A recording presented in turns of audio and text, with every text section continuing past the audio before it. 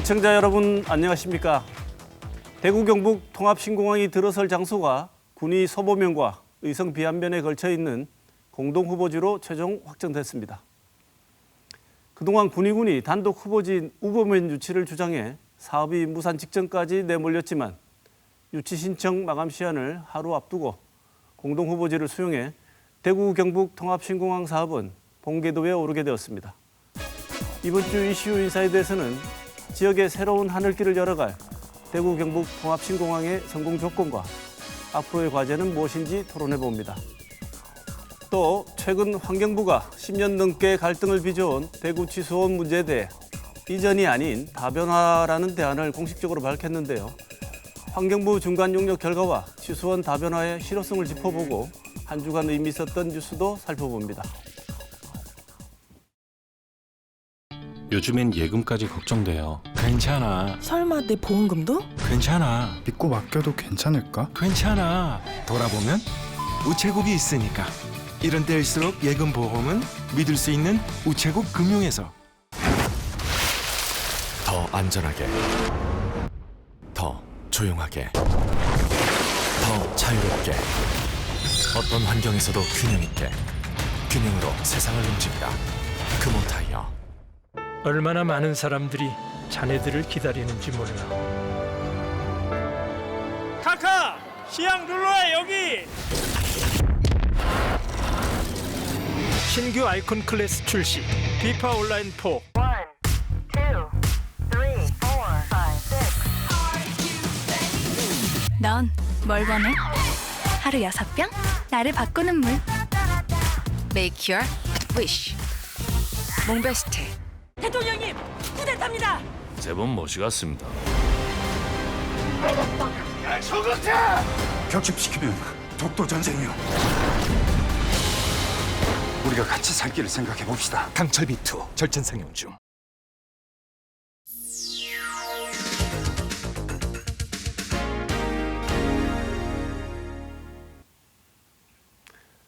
한 주간의 중요 이슈를 살펴보는 시간 뉴스 큐레이션입니다.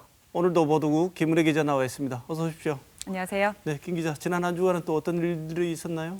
네, 주민생활과 가장 밀접한 곳에서 활동하는 정치, 기초의회 곳곳에서 원구성의 잡음이 이어졌습니다. 네. 민선 8기 기초의회도 임기 절반을 지났습니다. 그리고 최근 후반기 원구성을 했는데요. 돈 선거 의혹에다가 자질 논란까지 눈살을 찌푸리게 하고 있습니다. 네. 먼저 최근 대구 동부경찰서가 동구의회를 압수수색을 했습니다.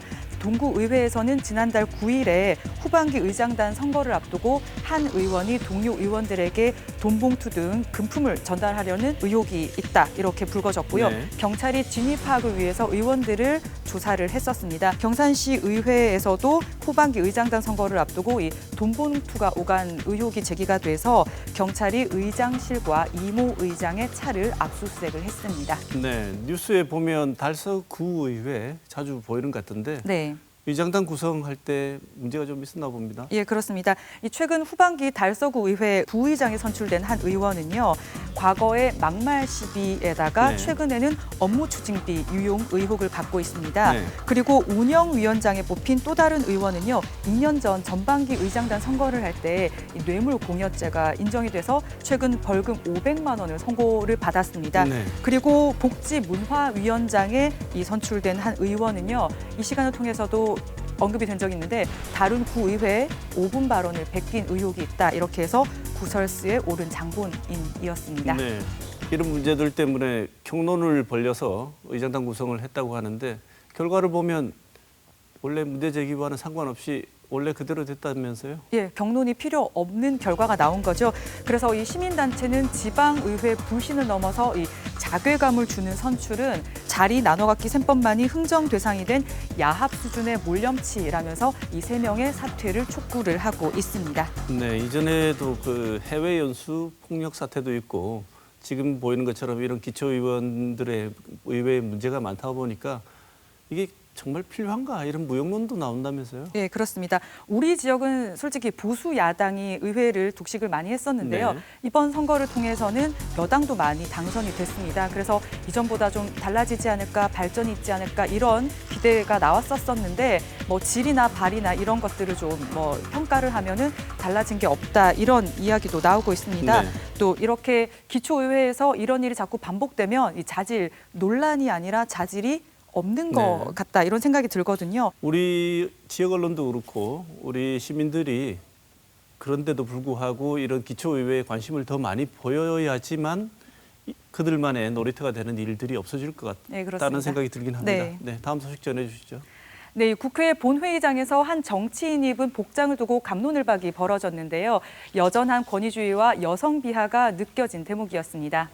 지난 4일에 국회 본회의장에 참석을 했던 정의당 류호정 의원의 모습인데요. 네. 이 1992년생이에요. 21대 국회 최연소 의원인데 류 의원이 이날 빨간색과 흰색이 섞인 이 다이아몬드 무늬가 있는 원피스를 입고 운동화를 신고 이 마스크를 쓰고 국회에 왔습니다. 네. 이 복장을 두고 논란이 벌어졌는데요. 복장도 때와 장소가 있다 이런 비판과 이 탈권위를 보여줬다 이런 옹호의 의견이 상충을 했는데요. 네. 사실은 뭐 본회의장에 술값 받으러 갔냐 좀 이렇게 성희롱성 네. 도를 넘은 비판들도 많이 제기가 됐습니다. 정의당은 논평을 내고 류 의원을 향한 비난이 이 성차별적인 편견을 담고 있다면서 유감을 표명을 했고요. 중년 남성의 옷차림은 탈권위가 될 수 있고 이 청년 여성의 옷차림은 정치적이지 못하다는 평가는 이중잣대다. 지금이 2020년이다. 이렇게 네. 얘기를 했습니다. 류호정 의원은 전에도 청바지를 입고 국회 본회의장에 출석을 했었습니다. 류 의원은 논란이 이어지자 국회의 권위가 양복으로 세워진다고 생각하지 않는다. 이렇게 얘기를 했었습니다. 네, 국회에서 이 복장 논란이 벌어지자마자 졸지에 유시민 전 의원이 소환됐죠. 네. 백바지 논란? 근데 그때하고 지금은 좀 결이 좀 다른 것 같아요. 예, 그렇습니다. 이 유시민의 백바지가 당시에 보수 측이 이 진보 진영의 정치인을 자격 없음 이런 비판을 하려고 의상과 연결을 시킨 거라면 이번에 류 의원에 대한 비난은 젊은 여성 정치인을 폄하한 것이라면서 의원은 옷차림이 아니라 의정활동을 평가해야 한다 이런 네. 비난 지적이 있었고요. 네. 그리고 또 다른 평론가는 과거 유시민의 복장에 대해서는 뭐 파격이다 탈권이라고 지지했던 층들이 왜 류호정의 파격은 받아들이지 못하는가라면서 지금 현재 우리 의회에서 이 소수자성을 대변하는 집단이 여성들밖에 없는데 이들마저 배제가 돼버리면 뭐 장애인이나 이주 노동자는 보이지 않을 거다 이렇게 비판을 했습니다. 지금 이런 논란을 두고도 류 의원이 입은 옷이 뭐 어떤 브랜드더라, 얼마짜리더라, 벌써 완판됐더라 이런 네. 본질을 흐리는 보도도 많아서요. 좀 아쉬운 대목입니다. 이번 국회에 여성과 이전보다 많은 여성 의원과 청년들을 국회로 보낸 건 유권자들입니다. 이들을 옷이 아니라 의정 활동으로 평가하는 역량도 우리가 갖추도록 해야겠습니다. 네, 탈권위는 옷차림만으로만 이루어지지 않는다는 것도 잊지 말아야 될 것 같습니다. 네. 네, 다음 소식 전해주시죠. 네, 역대급 긴 장마의 피해가 속출했습니다. 최근 3년간 우리나라에서 이상기후가 반복되고 있어서요. 대비가 필요해 보입니다. 예, 올여름 더위가 극심할 거라고 했었던 예보가 있었는데요. 네. 예보와 달리 정말 장마가 역대급입니다. 부산 지역이 역대 두 번째로 높은 강수량을 기록을 했었고요. 네. 그리고 충청과 호남 지역 그리고 경기, 수도권도 물폭탄을 맞았습니다. 곳곳이 무너지고 잠기고 터지고 인명 피해가 속출을 했습니다. 어느 한쪽은 비가 너무 많이 오고 또 어느 쪽은 폭염이 이어지는 정말 이상한 기후가 나타나고 있죠. 네, 그렇습니다. 최근 기상청이 최근 3년간 발생한 한반도 이상 기후와 그 원인을 분석해서 발표를 했는데요. 지난 2018년은 기상 관측 이래 가장 뜨거운 폭염의 해였습니다. 네. 그리고 뭐 링링, 미탁 이런 얘기 들어보면 네, 네. 기억이 나실 텐데요. 2019년에는 7월부터 10월까지 7개의 태풍이 지나간 이 바로 태풍의 해였습니다. 이번 여름에는 제주도 장마 일수가 49일로 이 최장을 기록했고요. 지금 수도권도 최장기 장마를 기록할 것으로 전망이 되고 있습니다. 네. 이런 이상 기후는 전 세계적인 현상이니까 뭐 어쩔 수 없다고 하더라도 그럼에도 불구하고 기상청의 예보가 너무 잘 안 맞는 것 같다. 네. 자주 틀린다는 것은 조금 문제가 아닐까요? 네, 그렇습니다. 기상청 관계자는요, 이번 여름 예보에 북극 쪽에 고온 현상이 반영되지 않아서 이 실제 예보와 큰 차이가 생긴 것으로 보인다 이렇게 네. 얘기를 했고요. 또 요즘에 기후 변화 속도가 우리 예보 기술의 발전 적용 속도가 따라가지 못하고 있다 이렇게 이야기를 했습니다. 또 사람이 문제라는데요. 기상청이 지금 현재 7명이 한 개조로 4팀이 돌아가면서 12시간씩 예보 업무를 하고 있다고 합니다. 사실 이 예보는 데이터 분석이 중요하잖아요. 네. 그래서 이들의 업무 과로를 좀 줄이기 위해서 그 인력 보충이 필요하다 이런 이야기도 나오고 있습니다. 네. 이 국내 여름철 강수량은 10년마다 11mm씩 증가하는 추세를 보이고 있습니다. 그렇기 때문에 노후된 하수, 배수 시설을 좀 개선을 할 필요가 있고요. 빗물 처리 시설에도 예산을 지금보다 더 투입을 해야 된다 이런 지적도 있습니다. 기후 현상은 우리가 컨트롤할 수 없겠지만요. 반복되는 피해를 예방하기 위해서 방제 대책 보강이 시급해 보입니다. 네, 이제 이상 기후 현상은 우리의 일상이 되어가는 것 네, 같아요. 이상이 아닙니다. 네, 그만큼 선제적인 알고 있으니까요. 선제적인 대비할 수 있는 여러 가지 장치를 좀 고민을 좀 심각하게 해봐야 될 것 같습니다. 네, 그렇습니다. 마지막 소식 전해주시죠. 네, 이 대구 취수원은 이전이 아니라 취수원을 한 곳 더 두는 방안이 검토되고 있습니다. 하지만 실효성 논란에다 지자체 간 갈등을 짚일 소지가 있습니다. 환경부가 낙동강 통합 물관리 방안을 위한 중간 용역 결과를 발표를 했습니다. 지금 문산이랑 매곡 취수장 외에서 구미 해평 취수장이나 안동 임하댐에서 취수원을 만들어서 물을 공급받는다 이런 방안이 발표가 됐었습니다. 네, 여기에 더해서 수질 개선안도 같이 발표됐죠? 예, 그렇습니다. 구미와 성서 산업단지에 그 폐수 무방류 시스템을 도입을 하고요. 그 산업단지 안에 완충 저류 시설이나 이 수질 자동 측정망을 설치를 해서 낙동강 수질 개선을 위한 오염원 관리 대책도 내놨습니다. 하지만 초고도 정수의 경우 이 드는 비용 대비 효과가 적다 이런 비판이 나오고 있고요. 또 구미와 안동 지역에서는 이미 해당 지역의 물 부족을 이유로 반발을 하고 있습니다. 또 한켠에서는 보수문만 열어도 낙동강 수질이 개선될 거다 이런 목소리도 여전합니다. 네. 환경부는 앞으로 주민공청회 등을 열어서 여론을 수렴하고 공론화 절차를 받겠다는 계획이지만요. 지난 5일에 예정했던 용역보고회가 이 주민들과 시민단체 반발로 무산되는 등 앞으로 절차가 쉽지만은 않을 전망입니다. 지금까지 이번 주 주목할 만한 뉴스 짚어봤습니다.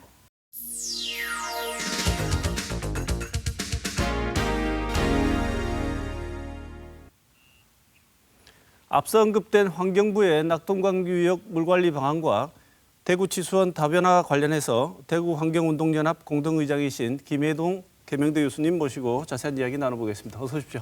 예, 안녕하십니까. 네.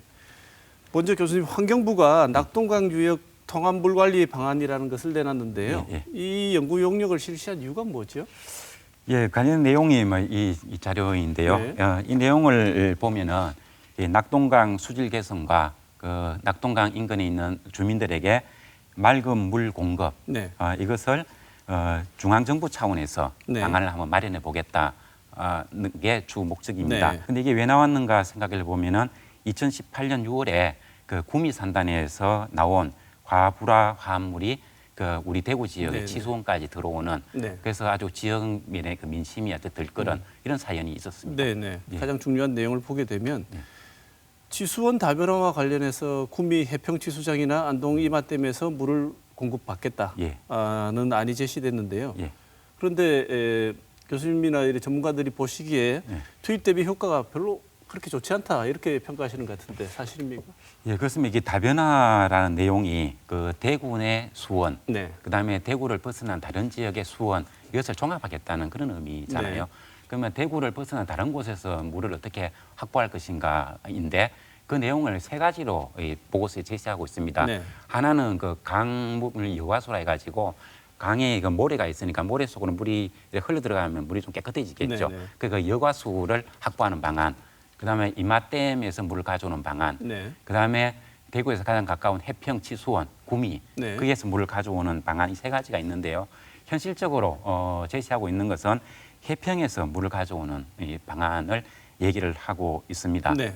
해평 치수원에서 물을 얼마나 가져오는가 하면은 대구에서 하루에 물 소비량이 한 58만 톤, 60만 톤 가까이 된다고 합니다. 네. 그중에 한 절반을 가져오고 나머지 절반은 기존의 그 강정에 있는 그 치수원에서 물을 사용하는 이런 것으로 되어 있습니다. 네.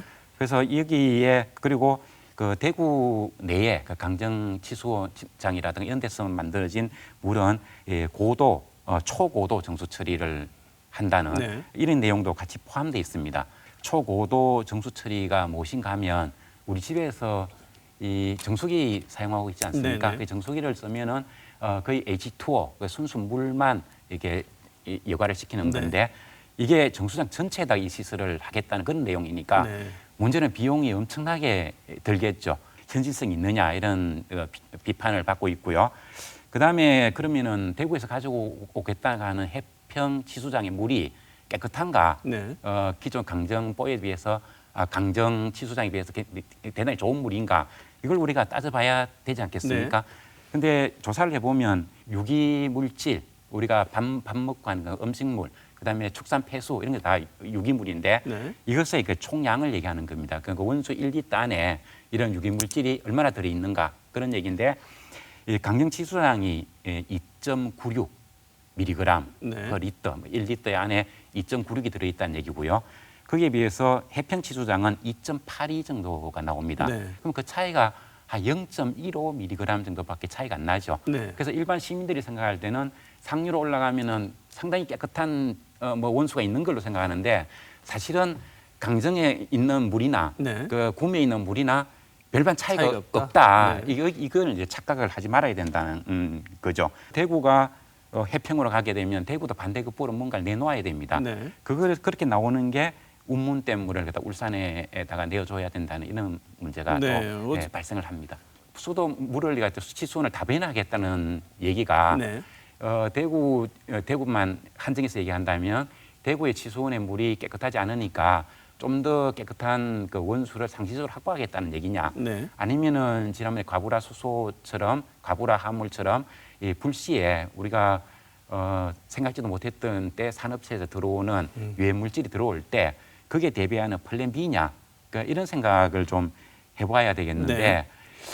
좀 더 얘기했다시피 이게 상시적으로 더 깨끗한 물을 얻기 위해서라고 얘기한다면 강정의 물이나 해평의 물이나 원수의 차이가 별로 없기 때문에 설득력이 없다는 네. 말씀을 제가 드렸지 않습니까? 그러면 하나 남는 게 이제 플랜 B로서 우리 의미가 있지 않느냐라고. 유사시에 그렇죠. 하나가 문제가 생겼을 때 예. 그것이 안 되면 다른 치수원을 통해서 물을 공급받겠다는. 그렇게 생각해 볼 수 네. 있는데 그러면 해평 치수장의 물은 그런 위험이 없느냐는 걸 또 따져봐야 되잖아요. 네. 근데 보면은 김천 산단도 있고요. 거기 올라가면은 이런 가브라 수소 화물이라든가 여러 가지 유해 물질을 낼 수 있는 산단이 굉장히 산재돼 있고요. 네. 그다음 우리 잘 알지 않습니까? 봉화에 가면 석포제련소 매우 그 그렇죠. 유해한 물질을 내놓을 네네. 수 있는 이런 시설들을 어떻게 옮기겠다든가 거기에 대해서 무슨 대응을 하겠다든가 하는 거는 그냥 고려 검토 사항으로만 남겨져 있거든요. 그래서 네. 이번 보고서는 보면 그냥 위로 올라간다는 이런 얘기만 있으니까 이게 다변화냐 하는 근본적인 문제가 있습니다. 어디 다변화를 통해서 여러 가지 예. 어떻게 물을 갖고 온다고 하더라도 예. 우리가 식수로 쓰는 데는 문제가 있을 수 있는데 예. 그렇다면 이것을 근본적으로 해결할 수 있는 문제가 있지 해결할 수 있는 방안 같은 게 있습니까?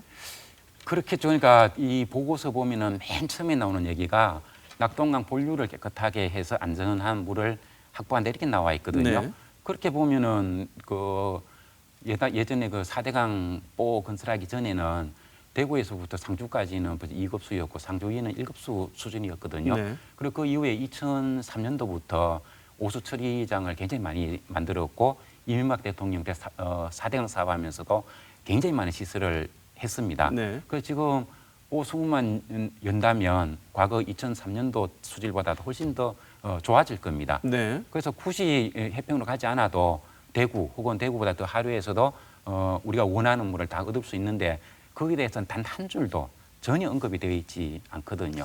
그 환경부에서 나온 4대강 자연성 회복을 위한 조사평가단 보고서거든요. 네. 여기에도 보면은 어떤 내용이 있는가 하면 이게 겨울철에 볼을 갖다가 약간 열은 정도인데 네. 이렇게 볼을 약간 여니까 강의 자전계수가 적어 최소 1.3배에서 최대 2.5배까지 증가하더라 하는 그 보고서 내용에 이렇게 나와 있을 정도이거든요. 네. 이런 구체적인 과학적인 조사나 데이터를 통해서 예. 이런 전문가들이 주장하실 만큼 보개방을 통해서도 수질이 좋아지는 게 나와 있는데 예. 안 되는 이유가 뭡니까? 이게 볼을 만들기 전에도 농민들은 농사 다 짓고 있지 않았습니까? 네. 그런데도 불구하고 왜 이렇게 반대하느냐 하면은 볼을 만들면서 수위가 이게 올라간 거죠. 수위가 올라갔으니까 그 농작물의 종류를 바꿨다는 겁니다. 농민들이 물을 많이 머금을 수 있는. 네. 그런데 지금 와서 다시 볼을 열어가지고 수위를 낮추면 또 이게 농작물 종류를 또 바꿔야 되고 네. 이런 데 불편이 따른다는 거죠. 네. 이런 얘기로 이제 불만을 얘기하고 있는데 거기에 이제 뭐 귀를 기울이는 것 같습니다. 거기에 반해서 또 볼을 만듦으로 인해 가지고 지하수 오염 문제도 발생하게 되고요. 그 주변에 안개가 많이 생겨 가지고 고추 농사 짓는 사람들이라든가 이런 사람들이 피해가 크고, 그리고 낙동강에서 어업을 하던 어민들 물고기가 과거에 비해서 3분의 1도 잡히지 않는다.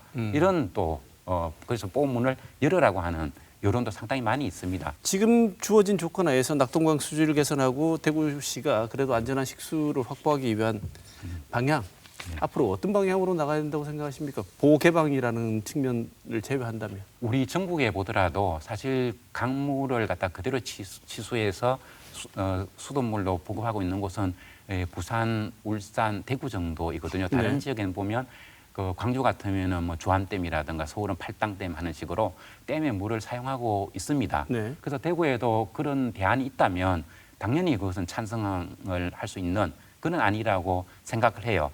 근데 왜 그러면은 영남권에 있는 이런 이 3개 도시는 댐의 물을 사용하고 있지 못하느냐 하면은 그런 물이 없기 때문에 네. 그렇습니다. 결론은. 네. 그래서 이 지역에 있는 사람들은 사실 운문댐이라는 이런 것도 규모가 상당히 작기 때문에 네. 그게 보완은 될 수 있지만 광주라든가 서울이라든가 대전 이런 데처럼 완전히 그 치수원을 그 댐이라든가 이런 곳에 의존하기에는 네. 본질적으로 불가능한 곳이라는 네. 이것을 우리가 받아들여야 될 것 같습니다. 댐이라고 하는 대안이 없으니까 낙동강 본류의 수질을 깨끗하게 하자. 네. 그 얘기 하나 하고요. 그다음에 다른 나라에서는 찾아볼 수 없는 게 이렇게 많은 주민들이 살고 있음에도 불구하고 상류에 이런 그 불시의 오염 사고를 일으킬 수 있는 이런 산업 시설들이 매우 산재되어 있다는 거죠. 그래서 이런 그 시설들을 어떻게 관리할 것인가, 이 두 가지 문제에 비중을 많이 두고 대책을 찾는 것이 현실적이다. 네. 그 이외에 나머지 치수원을 찾는 것은 낙동강은 지형 조건상 어떤 보조적인 수준밖에 안 된다는 것, 이것을 좀 우리가 알아야 되겠습니다. 네. 짧은 시간 좀 더 말씀을 더 듣고 싶지만 네. 오늘 짧은 시간 안에 너무 좋은 말씀을 많이 들은 것 같습니다. 낙동강 유형 물관리 방안하고 대구 치수원 다변화에 대한 안에 대한 이야기와 관련해서 오늘 김혜동 계명대 교수님 모시고 좋은 얘기 많이 들었습니다. 고맙습니다. 네, 고맙습니다.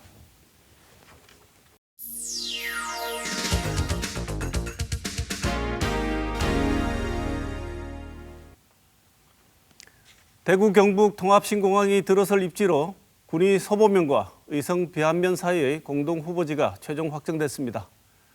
군위군이 단독 후보지인 우보를 고수해 무산 위기까지 갔지만 유치 신청 마감일을 하루 앞두고 공동 후보지를 수용해 우여곡절 끝에 대구 경북 통합신공항 건설이 이제 본격적인 출발을 알리게 됐습니다. 시사톡톡 오늘 토론에서는 대구 경북 통합신공항 어떻게 만들어야 하는지, 남은 과제는 무엇인지 알아봅니다. 먼저 오늘 나와주신 패널 두 분 소개하겠습니다. 김진상 대구시 통합신공항 추진본부장 나오셨습니다. 어서 오십시오. 안녕하십니까. 김주석 대구 경북연구원 스마트공간연구실장 나오셨습니다. 어서 오십시오. 안녕하십니까. 네. 오늘 본격적인 토론에 앞서서 양관희 기자가 정리한 대구 경북 통합신공항 추진 일지를 먼저 보시고 토론을 시작하도록 하겠습니다. 같이 보시죠. 대구공항 이전 논의가 시작된 시점은 2007년으로 거슬러 올라갑니다. 당시 대구 동구와 북구 주민은 K2 공군기지로 인한 소음과 재산권 침해를 해소하기 위해 K2 공군기지 이전 주민비상대책위원회를 발족해 K2 공군기지 이전을 공론화했습니다. K2 공군기지 이전은 2007년과 2012년 대통령 선거 공약과 이명박 박근혜 정부의 국정 과제에도 포함됐습니다.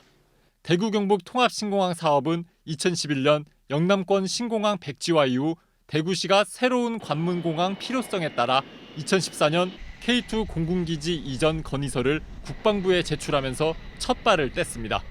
이후에도 통합신공항 이전 부지를 선정하는 과정은 결코 쉽지 않았습니다. 2018년 국방부 군공항 이전 부지 선정위원회가 단독 후보지인 군위군 우보면을, 공동 후보지로 의성군 비안면, 군위군 소보면으로 후보지 두 곳을 선정하면서 사업은 탄력을 받는 듯 했습니다.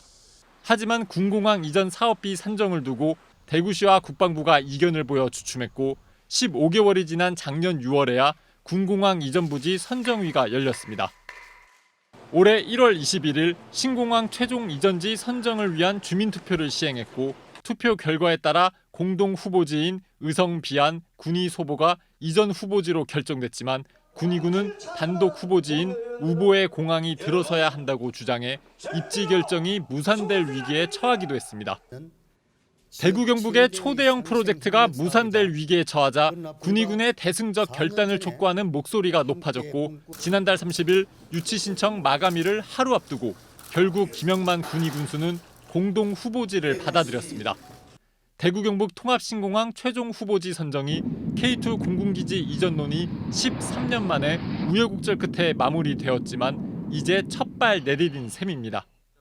순조로운 사업 추진을 위해서는 군위군의 유치 신청 조건으로 제시된 공동 합의문 이행과 군위군 의성군의 협력이 절실하고 신공항 이전을 위한 재원 조달과 현 대구공항터 개발, 신공항까지의 교통 인프라 구축 등 풀어야 할 숙제도 산적해 있습니다.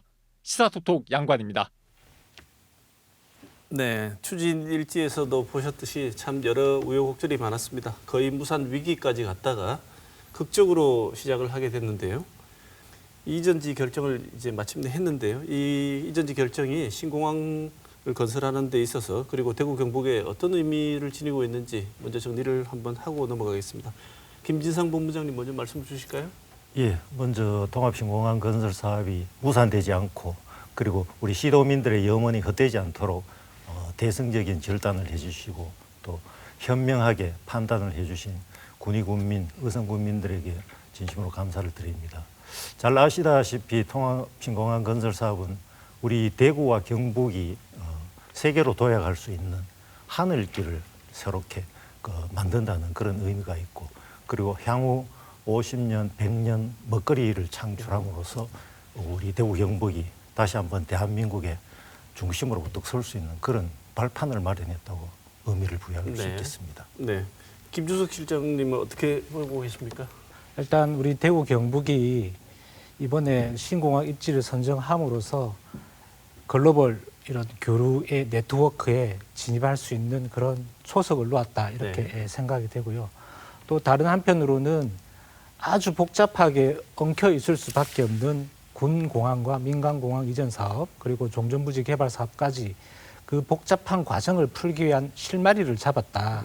그래서 이 실마리를 잘 잡고 일단 얽힌 실타래를 잘 풀어내면 앞으로 대구 경북이 희망하는 그런 통합신공항을 만들고 또 종전부지에 대구의 미래를 담을 수 있는 그런 공간을 만들 수 있지 않을까 그런 생각을 하고 있습니다. 네, 본부장님. 예. 정말 무산 위기까지 갔지 않습니까? 갔다가 거의 정말 극적으로 타결이 됐는데요. 이전지가 결정되었다는 것이 이제 정말 공항 건설을 위한 시작 지점 아니겠습니까? 그렇습니다. 앞으로 남은 일정 어떤 절차가 남아 있습니까? 다음 주 8월 14일 날 최종 이전지 선정을 위한 위원회가 열립니다. 그렇게 위원회가 열리면은 최종 이전지가 결정이 됩니다. 그렇게 되면 저희들은 바로 기본계획 용역을 시작을 하도록 하겠습니다. 그리고 국방부와 합의각서를 체결하고 그리고 민간 사업자를 선정하는 절차 그리고 설계, 보상 이런 절차를 거쳐서 2023년에서 2024년경에 착공을 해서 2028년까지는 민항과 군항이 동시에 개항될 수 있도록 그렇게 준비를 하겠습니다. 네. 이 추진 일정에 대해서는 좀 이따가 다시 살펴보겠습니다만 정말 가야 할 길이 복잡하고 다단한 길이 많이 남아 있는 것 같습니다. 지금부터 시작입니다. 네, 이번에 우리가 봐서 알겠지만 지자체 유치를 해야 되는 지자체장이 동의를 해주지 않으면 신청을 하지 않으면 법적으로는 사실 무산될 수밖에 없는 그런 그렇습니다. 상황이었지 않습니까? 그래서 구리군을 설득하기 위해서 굉장히 다양한 인센티브를 내걸었지 않습니까? 예. 여러 가지가 있었는데 그 중에서도 눈에 띄는 것 중에 하나가 군의군을 대구시에 편입하는 문제. 그렇습니다. 이 안을 제시를 했는데 이건 앞으로 어떻게 됩니까?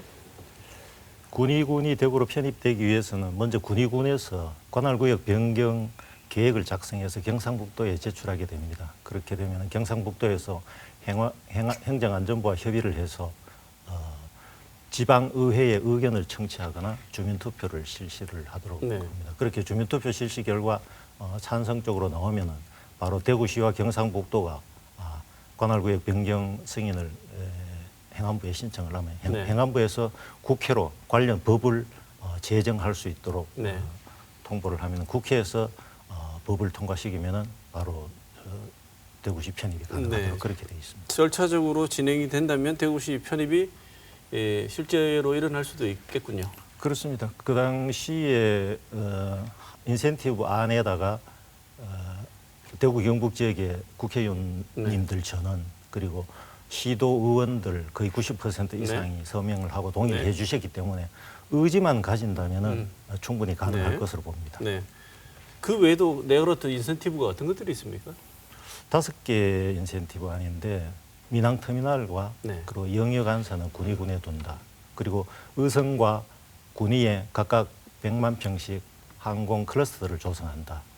그리고 대구 경북 공무원 연수 시설을 군의군에 둔다. 그리고 군위를 관통하는 25km 도로를 건설한다. 그리고 대구 편입 이렇게 5가지 인센티브가 제시가 되었습니다. 네.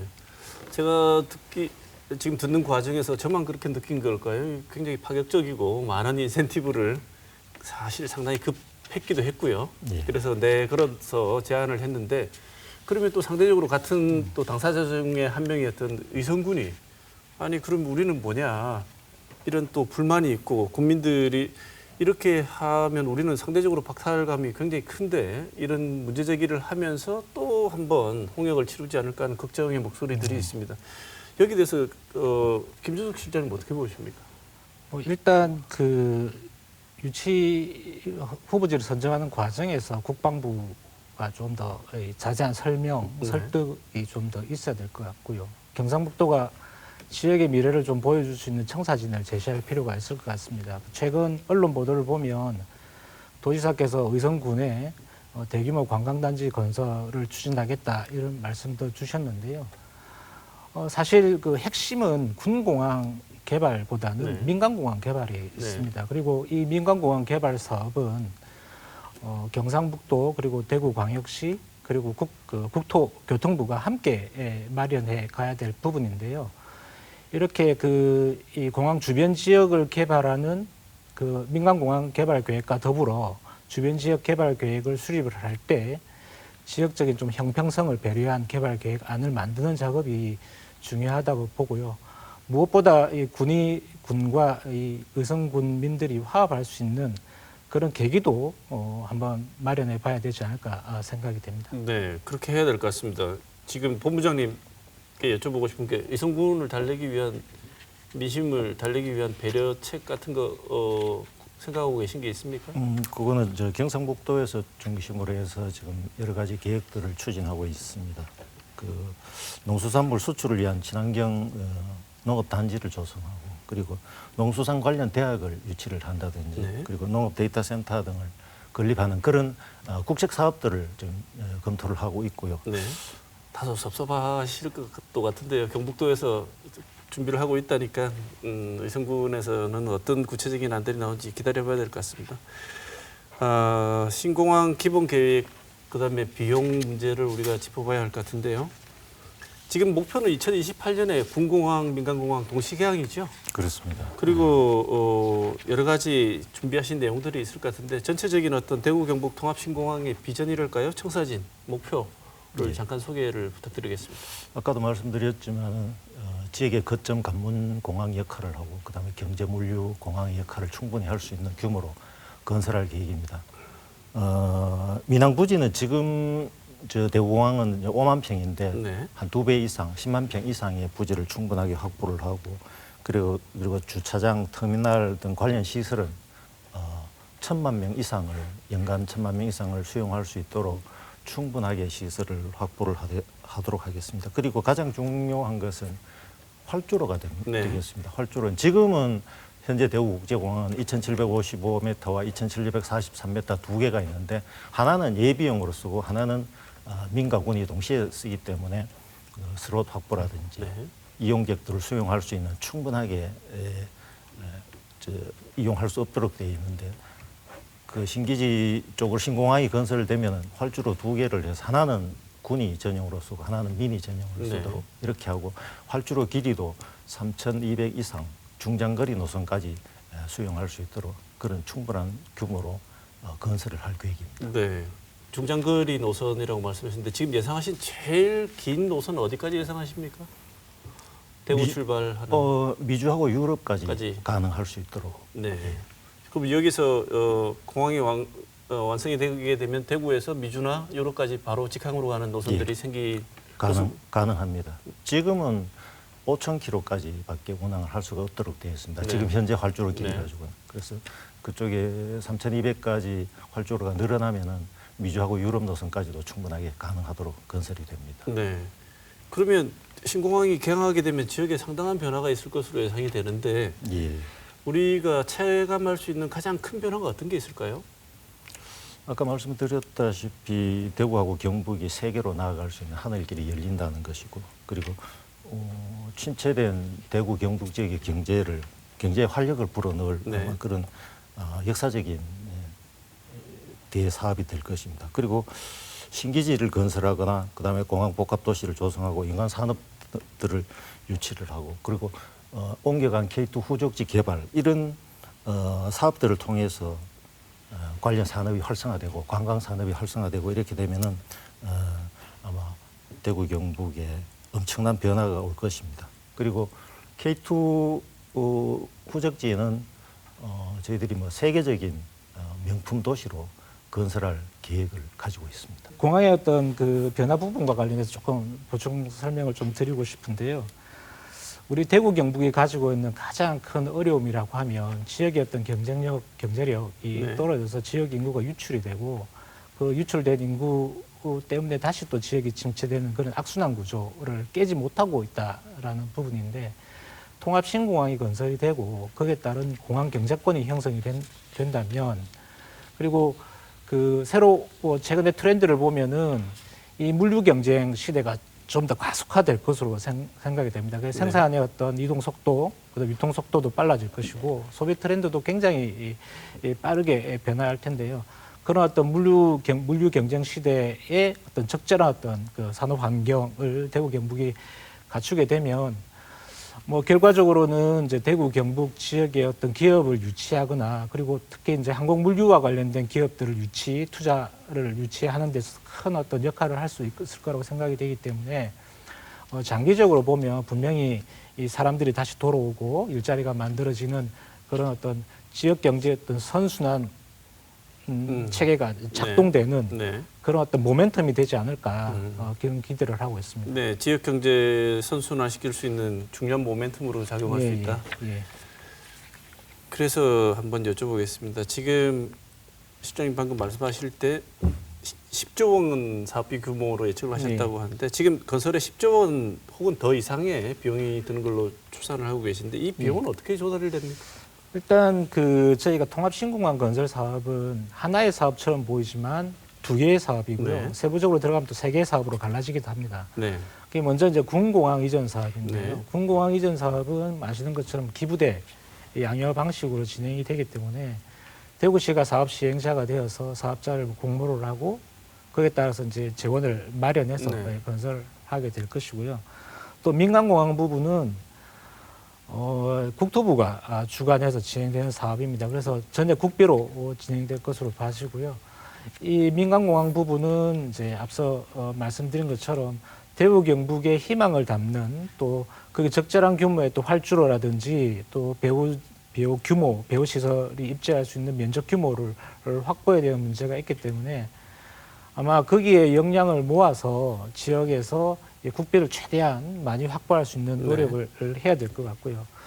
이제 문제는 이제 종전부지 개발 사업에 대한 부분인데 이 부분도 앞서 이제 말씀드린 것처럼 이 기부대 양여 방식으로 진행이 되기 때문에 대구시가 그 부담을 다 고스란히 떠안는 문제가 있습니다. 네. 그렇지만 이 군공항이 이전하고 난 종전부지 네. 같은 경우에는 이 군공항이 갔더라도 거기는 이제 국유지라는 거죠. 우리가 함께 이용해야 될 공익적 목적으로 사용해야 될 부지이기 때문에 최대한 공익적인 목적과 이 수익 사업성을 동시에 고려를 하되 이 사업성을 확보하기 위해서는 뭐 지역의 도시공사의 참여뿐만 아니라 국가공기업이라고 할 수 있는 LH의 참여도 반드시 필요하다 이렇게 말씀드릴 수가 있겠습니다. 네, 지금 방금 말씀을 주셔서 그러면 이 문제에 대해서 바로 질문을 좀 드리겠습니다.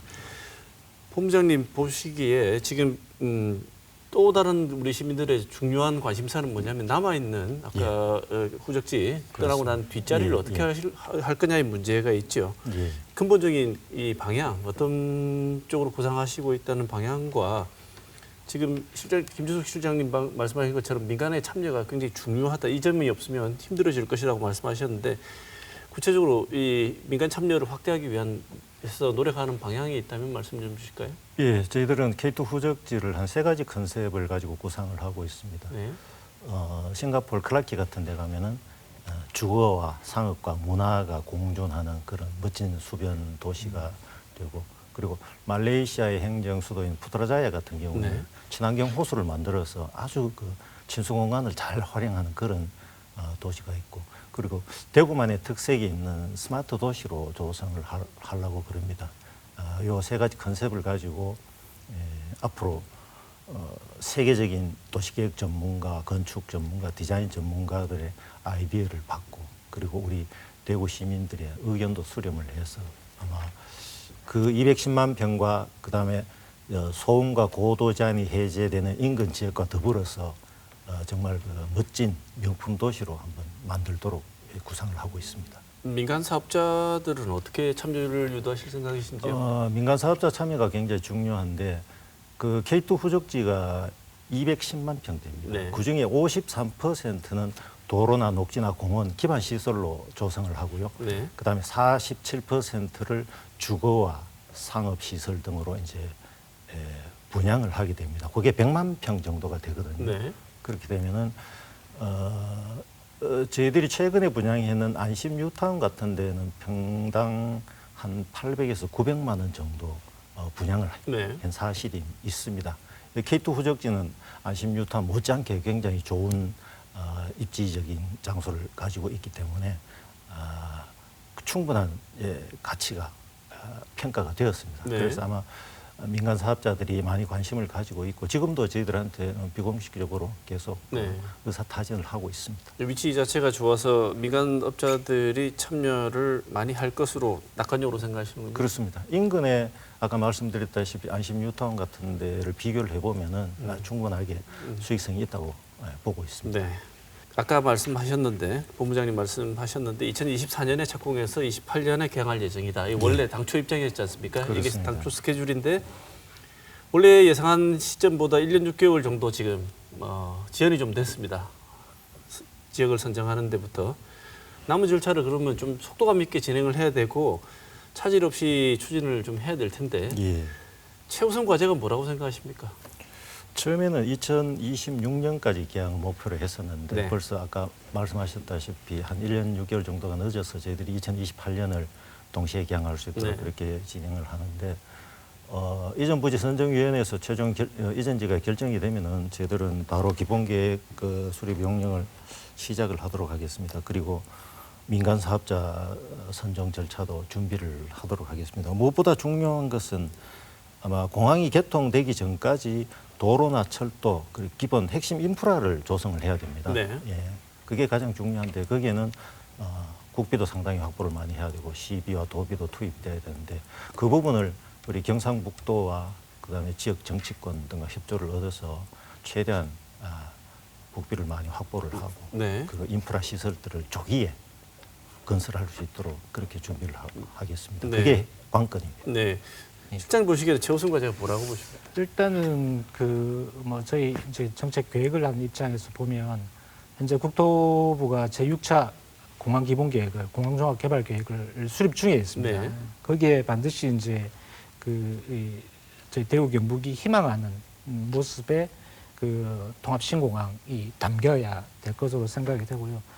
두 번째 이제 민간 공항에 대해서는 국토부가 이제 기본 계획을 수립을 할 텐데 거기에도 대구 경북이 희망하는 내용이 담기도록 해야 될 테고 또 한편으로는 아까 조금 전에 이제 그 본부장님도 말씀하시고 사회자님도 말씀하셨지만 SOC와 관련된 부분인데요. 이 부분은 지금 대구 경북에서 자체적으로 광역 SOC에 대한 교통망 계획을 수립을 하겠습니다만은 현재 국가적으로 작년에 제6차 국토종합개발 계획이 제5차 국토종합개발 계획이 승인이 됐고 그 이어서 국가기관교통망 계획이라든지 또 대도시권 광역교통계획이라든지 그런 법정 계획들을 현재 중앙정부가 수립 중에 있습니다. 네. 그래서 그 사업들에 지금 대구 경부통합신공항과 연결되는 도로, 철도라든지 고속도로라든지 이런 부분들이 반영될 수 있도록 그래서 이게 통합공항 이전 본부에서만 움직여서 할 수 있는 일은 분명히 아니고요. 네. 아마 대구시나 경상북도가 관련 부처 관련 실과에서 아마 전향적으로 다 대응을 하고 있으리라고 생각이 됩니다. 네.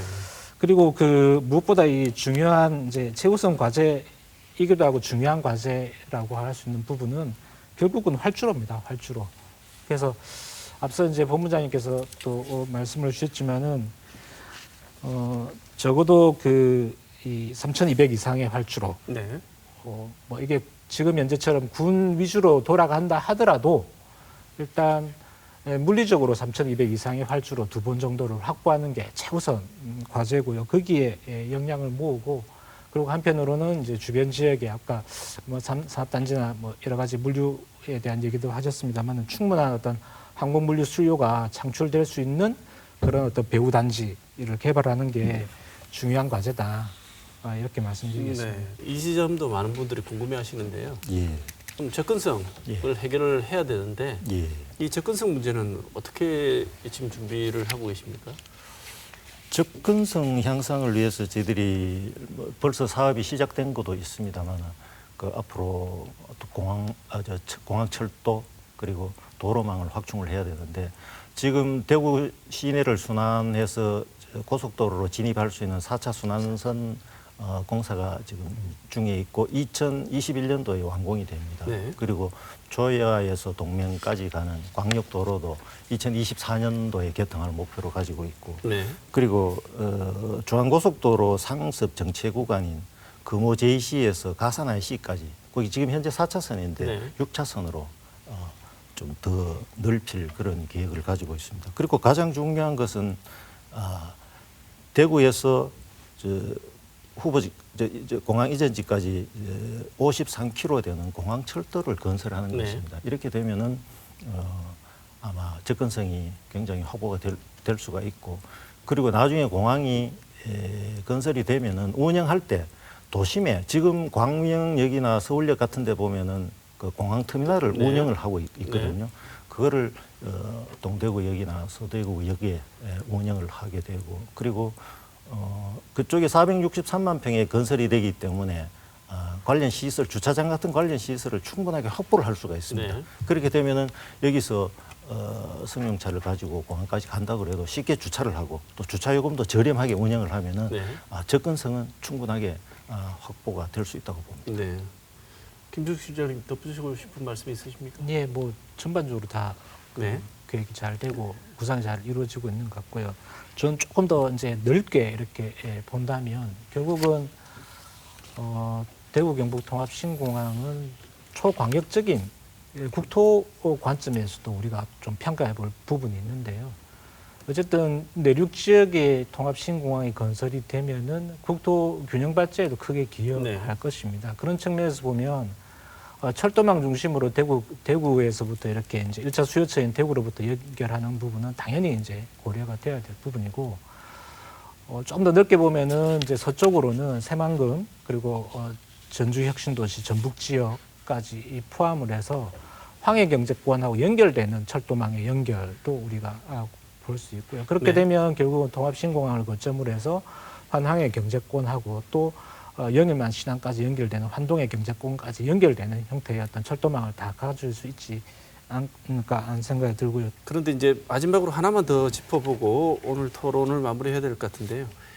터미널이 아무리 좋아도 버스가 없으면 사람들이 터미널에 갈 이유가 없지 않겠습니까? 제일 중요한 건 노선을 좋은 노선, 그다음에 사람들이 가장 많이 이용하고자 하는 노선을 확보하는 게 중요할 것 같은데요. 예. 지금 노선 확보 전략이라든지 계획 같은 거는 잘 진행이 되고 있는지요? 예. 공항에 승객들이 많이 오는 것은 공항을 어떻게 운영하느냐에 달려 있거든요. 그래서 신공항이 건설이 되면은 거기는 아까 말씀드렸다시피 3,200 이상의 활주로가 확보가 되면은 미주하고 유럽 노선까지 갈 수 있는 그런 항공 수요를 감당을 할 수가 있고, 그렇게 되면은 우리 대구 경북뿐만 아니라 인근 타시도 승객들까지도 네. 흡수할 수 있도록 네. 그렇게 되어 있습니다. 그리고 요즘은 공항 항공 추세가 LCC가 굉장히 활성화되고 있습니다. 네. LCC는 지금까지는 국가의 허브 공항 간 노선을 주로 이렇게 운행을 했었는데, 앞으로는 국가의 주요 도시마다 노선을 좀 개설을 해가 좀 노선을 다양화해서 그렇게 그런 정책을 수립해서 운영을 하면은 아마 충분한 이용객들을 확보할 수 있다고 봅니다. 네. 여객보다는 저는 개인적으로 물류 중심에서 접근을 해서 여객 수요를 창출하는 쪽으로 단계적으로 좀 나아갔으면 하는 바람이 있습니다. 단시간에 많은 여객을 유치하기에는 어려움이 있을 거고요. 또 이미 우리 대구 경북 지역에 가지고 있는 경제 기반들, 대구의 국가산단이나 영천의 상업단지나 구미의 어떤 국가산단, 그리고 안동이라든지 도청 신도시라든지 이런 지역에 신규 투자되는 어떤 그 산업들이 있기 때문에 이런 산업들에서 발생되는 어떤 물류 기능을 최대한 어떤 담을 수 있는 물류 중심의 어떤 공항으로 발전시켜 나아가면서 거기에 여객 수요가 증가에 이렇게 대응하는 것이 필요하지 않나 이렇게 생각이 됩니다. 네. 자, 어느덧 마무리할 시간이 됐는데요. 대구 경북의 새로운 하늘길을 열게 되는 신공항 사업이 경쟁력을 갖추기 위해서 더 필요한 오늘 미처 못다 말씀하신 부분이나 강조하시고 싶은 내용이 있으면 짧게 마무리 발언 1분 정도 듣고 오늘 토론을 마칠까 합니다. 먼저 김지상 본부장님 말씀해 주시죠. 무엇보다도 통합신공항 건설 사업은 조기 개항이 무엇보다 중요합니다. 그렇기 때문에 지금까지 군의하고 의성 군민들이 유치 경쟁으로 해서 과열을 때에 경쟁도 하고 또 불편한 감정도 있을 겁니다만 과감하게 털어버리고 군의와 의성 그리고 대구하고 경북이 같이 상생할 수 있도록 힘과 지혜를 모아주셔야 되고, 우리 시도민 여러분께서도 우리 대구와 경북의 역사를 다시 쓰게 될 이 큰 프로젝트를 반드시 성공할 수 있도록 힘을 모아주시면 고맙겠습니다. 네, 김준수 실장님. 예, 저는 그 대구 경북 통합 신공항 건설 사업이 앞서 말씀드린 것처럼 군공항 이전하는 사업, 그리고 민간 공항을 건설하는 사업, 그리고 대구의 지도를 바꿀, 그리고 나아가서는 대구 경북의 지도를 바꿀 종전부지 개발 사업과 광역 어떤 그 토지용의 어떤 변화를 가져올 사업이기 때문에 아주 복잡한 의사결정 과정을 거치면서 많은 난관들을 헤쳐 나가야 될 것으로 생각이 됩니다. 앞서 이제 본부장님께서 조기 개항이 중요하다라고 말씀 주셨는데, 저는 이 조기 개항에 이르는 과정까지 저희가 조금 더 인내심을 가지고 지역의 어떤 염원을 모아서 함께 차근차근 추진해 가야 되지 않을까 생각이 됩니다. 네.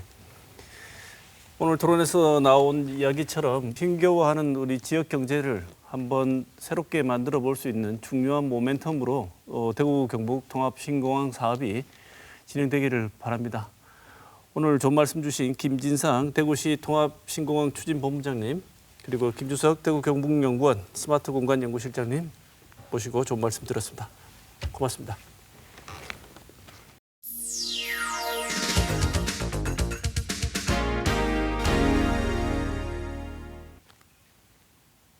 국회에서 연일 여야가 서로를 향해 독재라고 비난하고 있습니다.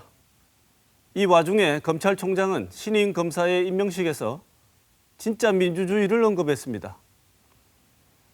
이 말이 등장하는 전체적인 맥락에서 보면 이해 못할 말도 아니지만 그래도 걸리는 한 단어는 진짜 민주주의라는 말입니다. 우리는 그 누구도 진짜 민주주의를 알고 있다고 말할 수 없습니다. 진짜 민주주의라는 말을 하는 순간 내가 알고 있는 것 이외의 모든 것들은 즉시 가짜 혹은 미흡한 민주주의가 되기 때문입니다. 변화하고 성숙하는 민주주의라는 제도는 이론적이고 이념적으로 설정되어 있는 것이 아니라 연일 국회에서 여야가 서로 독재라고 지칭하는 구체적인 잘못들을 수정하는 과정에서 이루어집니다. 여야가 서로 민주주의를 자처하며 자신들의 행위를 민주주의라고 쓰고 상대방은 그것을 독재라고 읽는 작금의 상황은 정치제도로서의 민주주의에 대한 환멸을 만들어낼 뿐입니다. 이번 주 시사톡톡은 여기서 마치겠습니다.